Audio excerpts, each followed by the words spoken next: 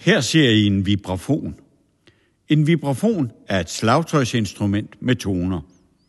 Man spiller på vibrafonen ved at slå på tasterne, der ligger ovenpå med køller. Tasterne er lavet af metal, og køllerne er lavet af enten bambus eller birk og har et garnhoved for enden. Køllerne kan være både bløde og hårde.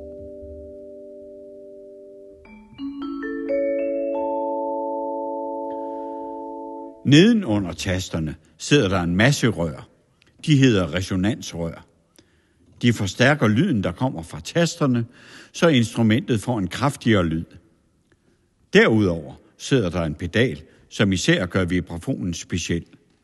Når man træder på den med sin fod, imens man spiller, kan man nemlig forlænge vibrafonens toner, ligesom man kan på et klaver.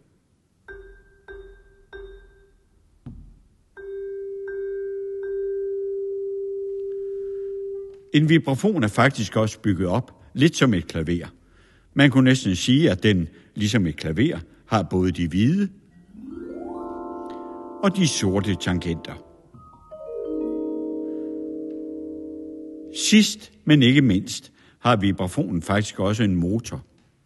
Ikke en motor som den, man bruger til at køre med, men en motor, der kan bruges til at skabe en helt særlig effekt.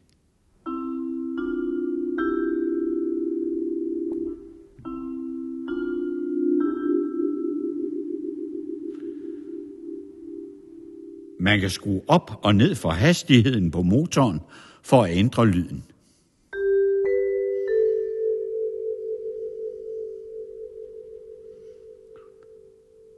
Og nu skal I høre Nina spille en solo.